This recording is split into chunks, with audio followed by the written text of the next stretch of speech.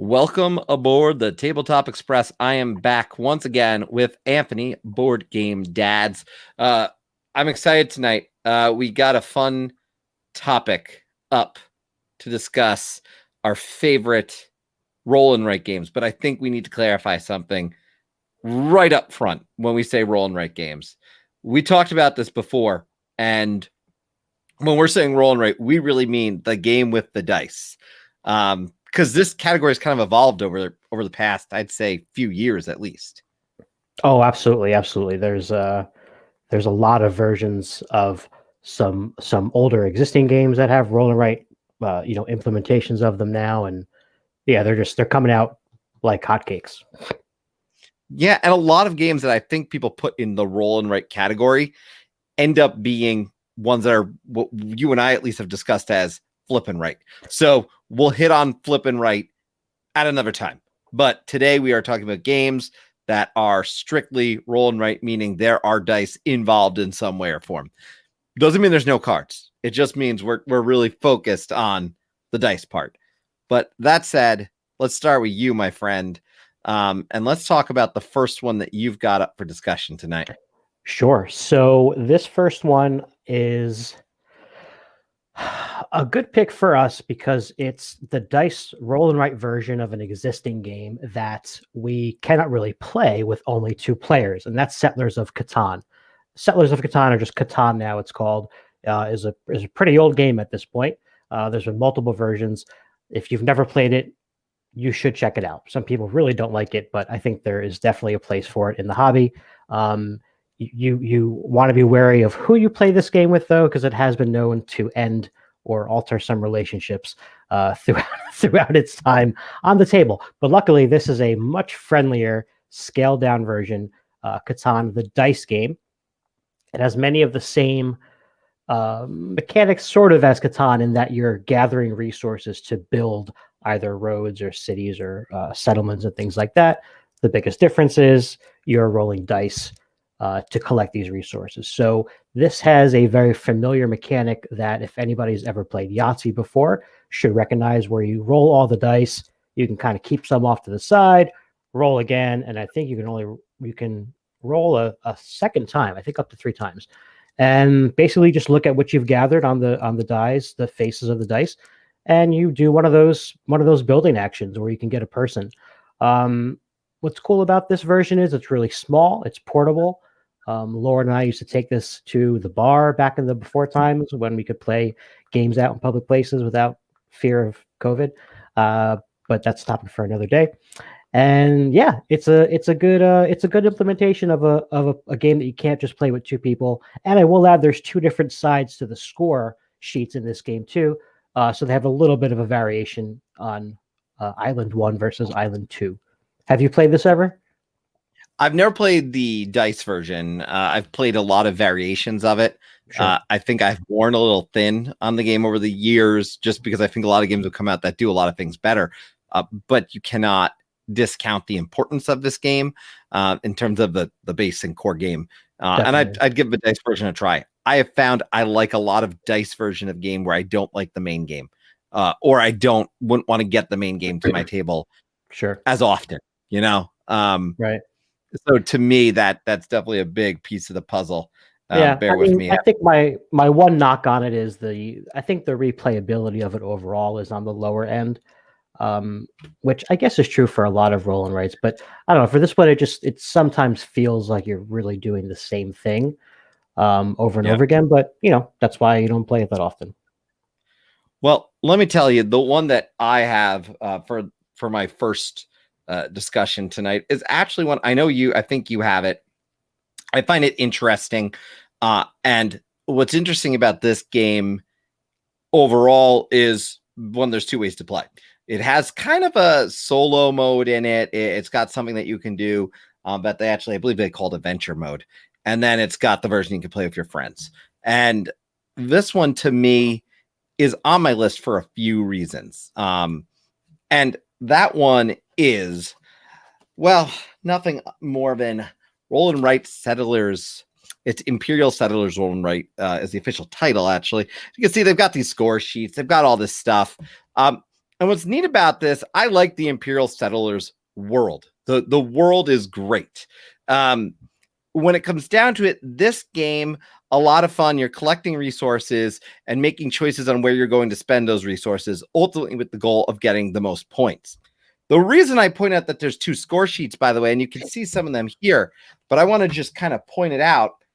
And this kind of drives me nuts in a way, is you've got this, an adventure sheet. You can see that actually on the screen as well. The adventure sheet has all these cool, unique, different things, but there's 1 sheet of those each. And I wish this was, and maybe there's a laminated version out there, but it's one of those ones I would want to replay it over and over in terms of that adventure piece. So I may go out, laminate myself, right? I will want to share this for 2 reasons. One, I think this is a fun game. I like it a lot. It's enjoyable. You're collecting resources. It's a familiarity to it. But this has an app, which is terrific. And honestly, even if you don't want to own this game in your collection, the app is almost perfect, in my opinion. In terms of a game, you can redo that kind of adventure mode and do all those adventures over and over. You can play it individually. You can do it, I believe, with pass and play. So I actually, as much as I like this game, I actually got to take the time and say the app is terrific and you should probably check it out. So if you have some extra bucks, go try that. Overall fun game. I like the world it's in. And I think it is worth trying out if you have a chance to play it. So I have to kind of put this on the table and say, try it out. If it's not for you, that's okay. But this one gets to my table every once in a while, and I think it is worth having in my collection. So it's not my most commonly played game, but again, for me, worth owning. I'm glad it's in my collection. I've actually played this game once. Lauren and I played this at the Dice Tower retreat a couple years back, and we didn't really love it. I've never played any of the actual board games that are in this world, so maybe there was that. Maybe like you said, there was a familiarity to it. Maybe that was a disconnect for me because I didn't know that game that well. But I would certainly give the app a shot because that sounds like it does a lot of the busy work for you. Yeah. And I will just say, the neat thing is with each of these turns, you have these little powers, like, for example, export, where you could trade up to 3 different resources, each for 1 victory point. You've got these different kind of powers that you're getting to pick 1 each round. So the way you play can vary every single time because you're picking different powers. And I don't know, again, I like the world, so that picks it up for me. And if you do like this world, I think you're going to like this game. I do think, again, the app might be the good testing ground, though. If you can go try the app, you like the app, you're probably going to like the physical version too. That's fair. All right, so before I get to my next pick, a real couple quick comments here that we see. We see Josue in the chat as always. What's up, brother? Good to see you. And going back to the Catan roll and write, Professor Wren here has a good comment. I prefer roll and writes where all players use the same dice rolls. Catan has a lot of downtime because of that. And that's a good point, right? A lot of roll and writes are you roll the dice and all the players are doing something with those dice, either at the same time or choosing them, taking turns. But Catan, you're kind of watching the other person do that for sure. So I agree with you there. What's that? Yes, that is the answer. That is the answer to that problem for sure. Yeah, this is not on my list, by the way. Yeah, you managed to squeeze it in still, though. You just throw it up there. I've talked about this game on the last 2 videos I've done with Anthony. So if you want to know more about that game, which is King Domino Duel, please go check out those. But yeah, that's a great point. Thank you, Professor Wren, for popping in and adding that. Really great point. All right, so on to my next pick here. This game is easily the heaviest roll and write game that I've played, that I own. It is a game that also has a board game version. However, I've never played that version. And this is Fleet the Dice Game, which, yes, I have also mentioned on previous videos, but I like it that much. This game has so much going on. There are 2 score sheets that are really, really big. And so there's so many sections to cross off. It feels like a multiple choice, like Scantron test that you used to do back in high school. But basically you roll all the dice, and again, everyone is going to be looking at and using those dice. One person will take one and do that action. The next person will take the next one. And there's always going to be one die that's left that no one chose. That becomes a shared die. So there's decision making in terms of, do I want to take this die face, even though it's not super beneficial to me, but I know my opponent really needs it. I may take that so that he or she doesn't get it, right? Or there's a thinking like, all right, two of these same die faces come up. I don't want my opponent to get, 6 coins, so I can't let her take both of those coin things. So there's a lot going on in terms of just choosing the dice and then deciding where you want to do this, right? In most roller rights, you're filling in like a line of numbers or X's or things like that. There are so many sections to fill in this game. It's crazy. There's different kinds of fish that you go for. You're getting boats. You're getting fishing licenses. You're going to the fish market to sell fish for coins. You're building these buildings in the wharf area. There's a lot going on, a lot of decisions. We love this game, gets to the table quite often. And we even got an expansion recently called Dicey Waters, which is a little tiny score pad. It adds, I think, 7 or 8 new types of buildings in addition to the ones that are already there. I highly recommend this game. It got played. This was a Kickstarter, by the way. And this was the game that I played the fastest after like receiving it. Like it came in the mail. We played it that night, and that almost never happens. And we've played it a ton since then. Can't talk about it. You mentioned that, I think, on the last one, and it definitely caught my attention that it got played quickly, because breaking out a game, learning it quickly, and that's a process to that. Even if a simple dice game, which again, this one has a lot of different ways to score, because I've looked at this after the fact, and I love the variety of how you can score a point salad of sorts happening. And I love that. I think that's a ton of fun in this type of game. And I think that when the roll and writes have it, it adds to the strategy that goes into it. It makes it, it definitely adds, it makes it heavier, but I think in a good way. I will say that the next game I'm going to talk about is one I've only had a chance to play once. I do not own a copy, so I want to just stress that right away. However, a friend of the channel, Ryan Farrell, basically was able to send me a photo of his copy. He's actually run live streams of this from his own on his own Facebook, and I just, it caught my eye the moment he showed it. That's Railroad Inc. And Railroad Inc. is a really neat game. Now, there's actually, because I asked him, there's multiple versions of this game. They come with these like little mini expansions. He claimed, as I was talking to him, said he thought the red one came with volcanoes. And again, I see that he had to copy the blue one, and the blue one was the one that I was looking at. What's neat about this game is you are rolling dice, you are creating these paths, and you are trying to essentially score points by creating routes. Now, whenever anyone says routes and trains, I know they think of like Ticket to Ride or something, but in this one, again, I just think it's a really cool iteration of getting trains to the table in a different way, because quite frankly, I think you could be Ticket to Ride it out. And this is, I think, a very different game. The other thing about these dice is they're pretty cool in design. There's multiple varieties in what you're seeing here as on the right hand side of the screen, and the scoring is a few ways. There's some longest routes and stuff like that in there, so multiple ways to score the end points at the end of a game, which again, point salad of sorts, which is always a good thing. Definitely not to the level of what you just shared, certainly, but this one is a beautiful looking game. It looks great on the table. I think you can get this to the table with a lot of people. I would argue you may have a little bit more of a challenging time explaining this to those who aren't used to a roll and write or don't play games all the time, because I think some of the scoring gets a little bit more complicated than some people are used to. Yeah, I agree. That's the one thing I would say about this. Great game, but I think this is more of a gamer's or the next step to being a gamer. Like, I've played some games and I'm ready to try something new. That's where I think this game falls in terms of who's going to want to actually play it. Certainly, yeah, for sure. And it's arguably maybe not as heavy as Fleet, like you said, but the big difference is with Fleet, it is still you're rolling stuff and filling certain things in, right? Coloring in dots and whatever. Right. But this is a much more spatial game, right? And it, like you said, it does take that to the next level, because you're not just drawing these nice, roads and railroad tracks and things like that. You have to really, really think multiple steps ahead, really, if you want to complete your routes the right way. I like this game a lot. I own the blue version as well, although I think I've yet to play with the actual expansion dice in there. My wife doesn't love this game, so it hasn't gotten to the table in quite some time.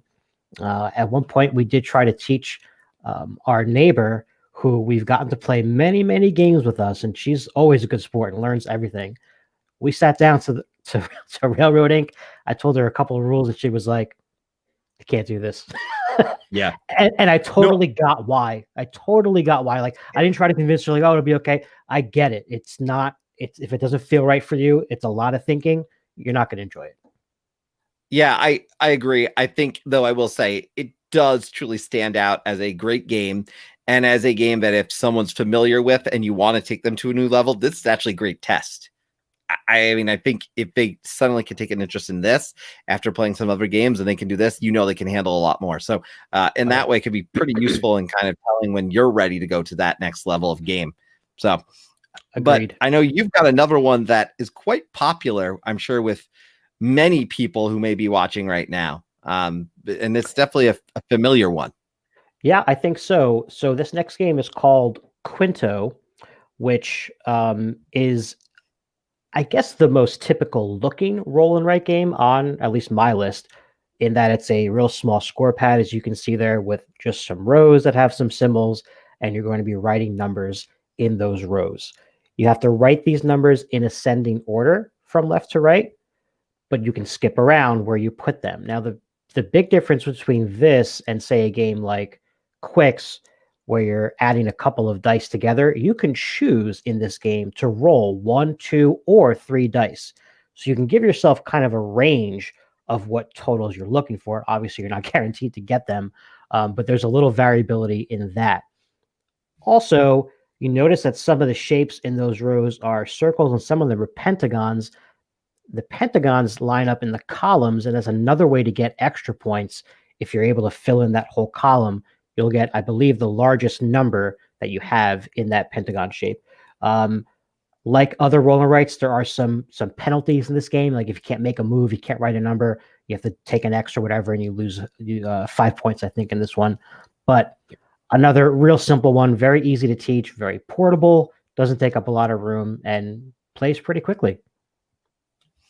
Yeah, I think when it comes down to it, this definitely seems like that classic roll and write that a lot of people, especially when roll and writes first started getting popular, people knew of some of these. They got a lot more advanced since this and Quicks and other things came out. So, and I'm glad personally, because it's nice to be able to say, hey, here's Quinto, here's Quicks, and okay, now here's some next step games, and we can kind of take people through. And again, as we said before, it kind of evolved into the flip and write category, which we categorize separately, but often you'll see these on the same list. So it's important to clarify that, Oh yeah.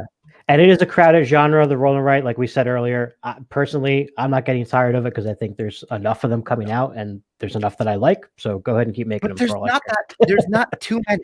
I will say that about this. There's not too many of these. It's not at, I think, a saturation level just yet. It's in a trending area for sure. That perhaps is debatable. I mean, and I will just say to everybody who's watching, please feel free to share some of your favorite roll and writes while we're talking here. We'd love to share some of those during and at the end of a show. In the meantime, I'm going to jump right into my next one. And my next one is That's Pretty Clever. I love that general title of That's Pretty Clever. That's a translation thing there. It's interesting. I know. I will go with That's Pretty Clever because, one, it's going to sound a lot better coming out of my mouth. And two, I just like that title. But this one, I have to say, I really like a lot. You've got all these different colored dice. The white die is kind of a wild, and there's all these different areas score differently. And to me, it's pretty easy to teach in the sense of it. And this is one that I don't own, but I played multiple times, and it's on my will be added to my collection some point in the next year list. But when you look at this, some things are pretty straightforward. For example, in that yellow and blue area, you are going to want to complete these rows to collect certain amounts of points. As you get to the bottom row, you have these also these extra bonus and multipliers that are a little bit more easy to obtain. And those multipliers and extra kind of powers, you could almost say, as we would say in other games, give you these other things like re-rolling or adding +1 to a die. So you can start to strategically think as you play this game. It really is, pardon the pun, cleverly designed in that way. Now, this one is also extremely accessible, and that's the other thing I like about it.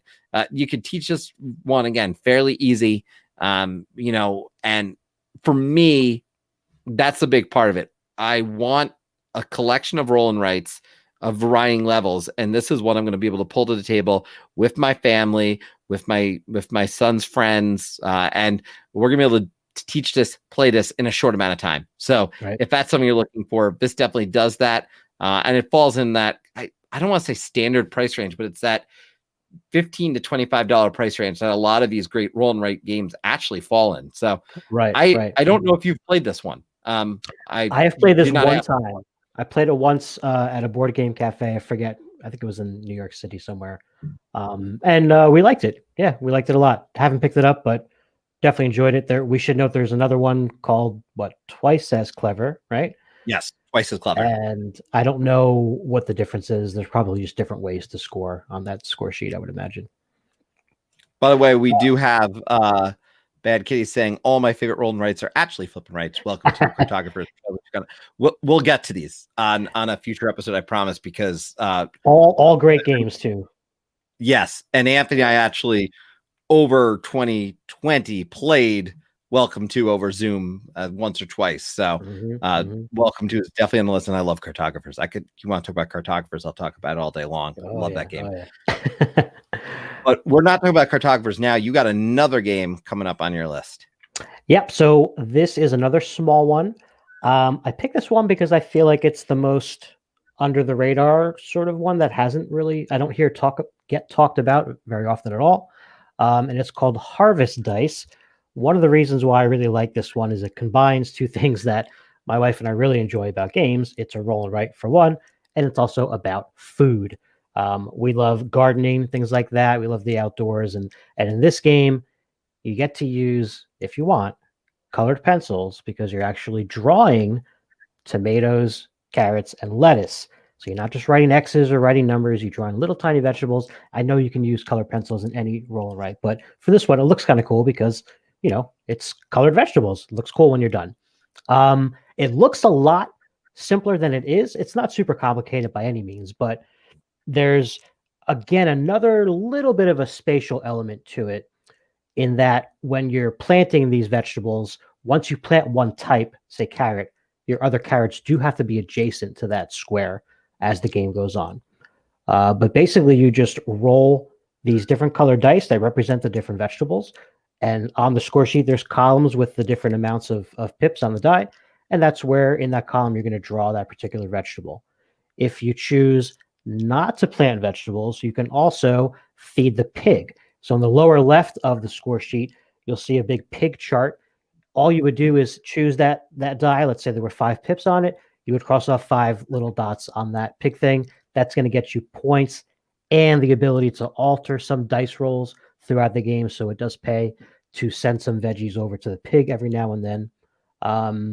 The other thing that's impressive about this game in a small package is the scoring is pretty variable, because the other thing that's different is there's basically like a market value to each of these vegetables that changes from game to game, because you're going to cross out those little circles in those baskets. And at the end of the game, you're going to use that as sort of a multiplier on how many points you get from each vegetable. So some very swingy scores in this. Again, kind of a lot in a small package. Great to break out, around the fall time, Thanksgiving. As you can see, my beautiful photography here goes on display. And I highly recommend this one. Again, I think it's in that sweet spot of $15-20. Not a lot of people talk about it. Check it out, though. Tons of fun. Harvest Dice. What I love about this one is the theme is kind of oozing off just the look and feel, and I like, by the way, I have to like the economy piece, if we want to call it that, or that multiplier. It does remind me of Welcome to, which is a game that, again, that has that as one of the bottom right on the bottom of your sheet. And I like that because you could think someone is not doing that well, and suddenly it's like, oh, wait a minute, they've got a multiplier and they've got all those carrots. Right. Oh no. And it adds up really, really quick. Look, the game for me, actually, before we go ahead, actually, it looks like we have a question, so maybe we can apply to this. It says it looks great. Is it too complicated for kids around 12 years old? About Harvest Dice specifically, no, I don't think that's too complicated at all. There really are only a couple of rules, and as long as you can kind of tell that you have to sort of separate your vegetables and not have them all in the middle because you're going to have to be adjacent to them all the time, I think kids can pick this one up. I'm not sure what the age range is suggested on the box. It's kind of far away, but I don't put a lot of stock into that anyway, to be honest, because everybody's different. So to answer your question in a short way now, no, I don't think it's too complicated. I will say an age range, just as an interesting topic, I'm not the biggest believer in the age range on a box. I think every kid is different. But that one, based on what I've read, definitely I feel like could be a 12-year-old. That it's fairly straightforward, more complicated than it looks, but I don't think complicated is the word I would use to describe it either.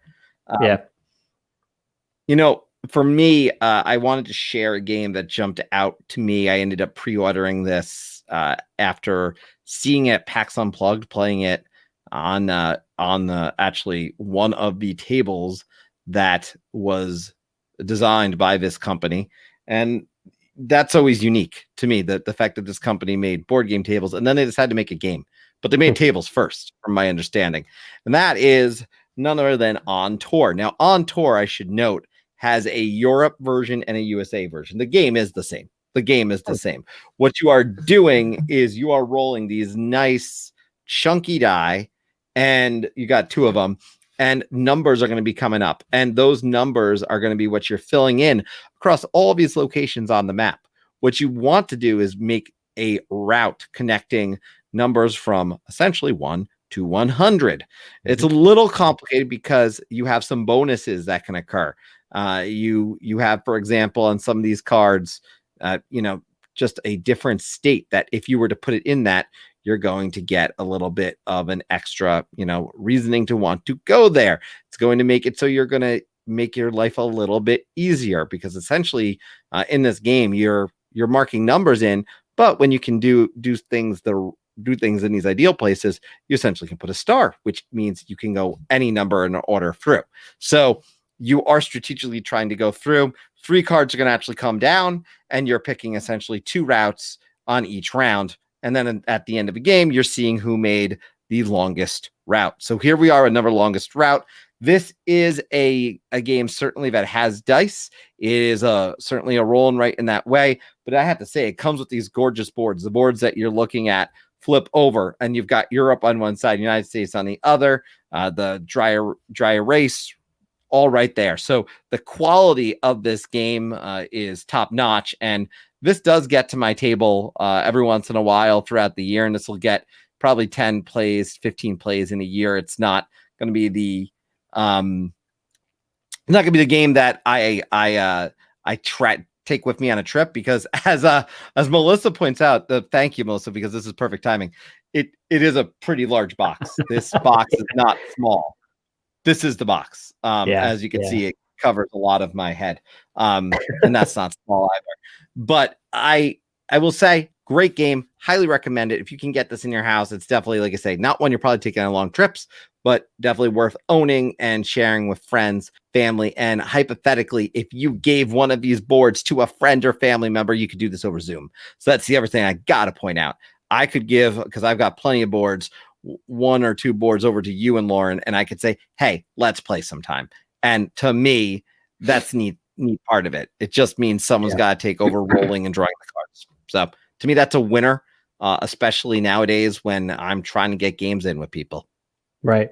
Yeah, I've actually played this over Zoom with friends of mine, with Eric and Melissa, actually, and it did work. It's just not my favorite game.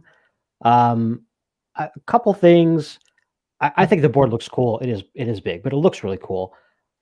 I was not very good at the game, which is not necessarily a deterrent for me. But the first time I played this game, I think I had two spaces next to each other, and one of them was like 2, and I think the other one was like 98 or something. It was like so far from being correct, and it was really It bad. will happen. It will happen. But you'll be surprised how many you can connect. I think after multiple, Yeah, it is definitely a game that you get better at. And I will. right. So in all fairness, I will say, if someone has this game and played this game 15, 20 times, and someone's played this once, there is an advantage. So Sure. let's be honest about that. But if you play this is a game that if you play at equal levels, can be very competitive and I think a ton of fun. But you make a really good point, and I will ask: how did Lauren do at the game, and did she beat you in the process? I don't recall, but she probably did. I don't know. Yeah, we're just gonna assume that. Yeah. I'm sure she's listening or watching later, so we're just gonna I say didn't know that. there was a European version of this though. That's interesting. Yes, That's yes, European version, which came with the newer box. If you have the original version, it didn't have a European. The newer one, the second one that they made, had it, and they put both in one box, which is okay. wonderful. Cool. Yeah, it's like $30 for both. But I mean, I thought the MSRP was pretty fair, considering what they put in the box. Yeah, yeah. Well, my last pick is similar in the fact that it's actually a map of the United States as well. Much smaller map and a little more boxy and less smooth than the On Tour one. But this game is called Rolling America. This is another really good game to get out on the table or take with you somewhere because it is so small and compact. You can see there it just comes with your score sheets and a few dice. Now, I think this is a good game for someone who enjoys puzzly sort of things like a Sudoku type of puzzle. It's not exactly like that, but it is in a way because there are some restrictions when you put these numbers on the map. So basically, on any turn, you're going to draw 2 of these dice out of the bag and roll them, and whatever colors those are the 2 colors, states or boxes, sections on here that you have to put the numbers in, with the catch that numbers that are adjacent to other numbers have to be only one number away, right? So there's a lot of times in this game where you roll those dice, and this is a game, by the way, where everyone uses the rolls, and you're just like, crap, I can't put a green 6 anywhere. There's a 3 here and a 2 here and a 1 here. That's not going to work. So there's ways to mitigate that with these little special abilities that you have in the lower left-hand corner where you can change the color or protect the number basically and break that rule of not having to be one number away. But this game is punishing because when you use those, they count against you later in the game.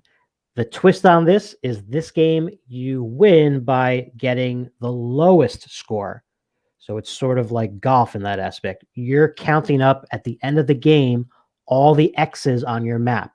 So anytime you can't place a number somewhere, you've got to cross off one of those states, one of those sections. And then at the end of the game, you count up all of your X's. Oh, by the way, no, when the last round, when the game is over, before you do your scoring, whatever's blank, you put X's in. So you're like, game's over. You're like, I did okay. And you're like, oh wait, gotta do this. And you're like just crossing things off. And it's a brutal one. It's a very, very frustrating game at times. But I guess we like it because it gets played quite a bit. And just another one that looks kind of cool. And another one that does have at least one other map. I know there's a game called Rolling Japan. And I think there might be another one, but I'm not positive on that. By the way, I don't want to have to share this, but I'm going to share this. Apparently, she didn't do well either on tour. So I was hoping to hold it over you, but there'll be plenty of opportunities for you to do that. Trust me. So as I think about game, it's funny you talked about a game earlier that directly relates to the one that I'm going to share, and so I'm going to jump right into it, and that's Qwixx. I mean, look. This game hits my table a lot. I am a big believer in the family dinner game, and my family sits down to the table and my son will say, what are we playing? That is what is happening in our house. Conversation occurs over a game. A lot of these games need to be accessible. So Qwixx was one of them that came into my house. I played it before, but I finally got it last year. and we play this constantly.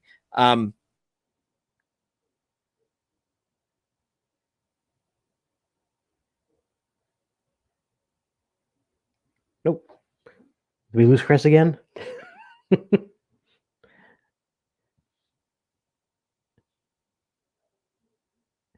Can y'all hear me?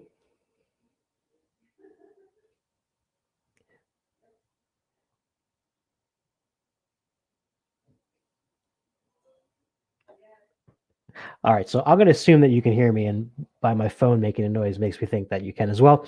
So real quick, I'm going to address one comment here from Eric, who is pouting because there was no love here for Castles of Burgundy, the dice game. I got to tell you, that one was kind of tied between that and I believe Catan. I wanted to pick only one game that had a dice version of a larger game. I do like that game a lot, though. Castles of Burgundy. I want to jump in and just say yes. Apologies for that. That is I did not intend to leave and avoid your question, just for the record. No, it's a fantastic game from what I've heard. I've never played the dice game of Castle of Burgundy, and I would like to. So it's on my list to play. I am sure I would love it. I'm positive, but I don't want to speak to a game that I've never played. It doesn't seem right. So these are certainly games we've played in this particular case. I do want to say, though, when it comes down to it, with Qwixx, let me just say, great family game, really easy to teach. The fact is you are sharing the dice, and that's a neat factor of it. But when you are not the active player, you played a little bit differently. You're going off of just the dice that are out there of the colors, but then you've got this ability to use the white die when you're the active player to do a second one. And to me, it just adds this nice advantage, the active player, but you don't always want to do it. And Anthony, you said it before, the penalty of like 5 points, same penalty in this game. If you go too long with not doing that as active users, that's what's going to occur. You're going to get a 5 point penalty. And you can easily have pretty low scores in this game if you incur enough of those. I don't find it happens too much, but really fun game. It is called it literally calls itself a fast family dice game. And let me tell you, it is a fast family dice game. And there is nothing wrong with that. But I will tell you, it's not a bad game in between like a heavy game for me either. Like you just need to take a break. This works perfectly fine. I think it's great for a lot of different levels of gamer. But yeah, take this for your if you don't have any dice game and you're looking for something for your family and you don't play a ton of games and you're trying to get into it, this is a great game. Break it out. I think your family will like it, and you'll be able to learn it and teach it. No problem. Kids of all ages. So for sure, that is my choice.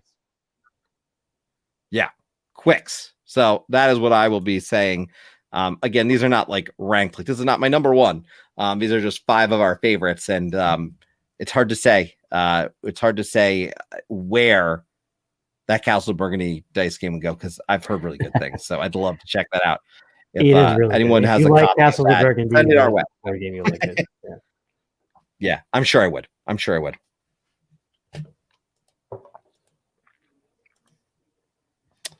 And then I believe the end? you have one more. Do I have one more? You have one more. Oh, we don't. See, I went first. I wanted one more so bad. I was the last one tonight. I will just say, I didn't mention it. We've talked about some other games that are rolling rights in some of the other videos, so feel free to check those out. They're on both my channel, the Tabletop Express. They're on Board Game Dads over there with Anthony's channel, where I know you are. A bunch of you are tuning in from. I saw a bunch of people on the Facebook page for Tabletop Express, so I thank you all for joining in as well. If you again have any other games you would love to recommend, feel free to drop them in the comments. We'd love to hear them and hear those suggestions. And again, this is just 5. This is not like the complete collection. If you actually go on Board Game Geek, there's quite a few great lists of roll and write games. But again, most of those lists are going to include, and I'm not saying this is a bad thing, but they're going to include those flip and writes. And for our purposes, we didn't want to include them because we'll do a whole different thing about flip and writes, which I actually would argue we should probably not tell each other because we're going to double up, and I'm really interested where we're going to double up if we have to pick our favorites. That's true. Because there's a few I know you love, and there's a bunch I love. So, with that said, I want to thank everyone for tuning in. If you do have any questions about any of these games ever, obviously, Anthony and I are happy to answer them. We thank you for supporting our channels and for being there and checking out our content. We're having a fun time doing it, and we'll be back with more. I don't know what's coming up on your channel, Anthony. I know that you have something coming up. I believe tomorrow is Spouses Day, and you have some good advice on your channel right now. That's right. Yes, we put up a video, Eric and I, a few days ago about Spouses Day. We have a lot of game suggestions that play well with two players. We talk about some favorite gifts that we've given and received. So yeah, tomorrow play some games with your spouse, your significant other, or anybody really, because any day is a great day to play games. Yes. And I just want to share that on Thursday, I've got a double feature of sorts. I have Jamey Stegmaier joining me for Creators Corner at noon. Really excited to have Jamey join on that and talk to me a little bit about his career path and just creating games. Jamey's obviously a great guy and behind some really fantastic games. And on that Thursday night, I have a conversation about The Crew, and we'll be sharing if The Crew is for you. I've got a great guest joining me who has not been on the channel yet. So excited to welcome someone aboard the Express.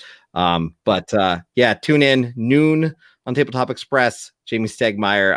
I'm definitely probably the big feature for a few people that day. But I hope you'll tune in for The Crew too, because The Crew is going to be a good conversation. Great game. So with all that said, I'm just going to say thank you for tuning in and welcome aboard the Tabletop Express. And we'll both see you very soon. I'm sure Anthony and I will be coming up with yet another topic to share with you. Have a good night, everyone. Bye.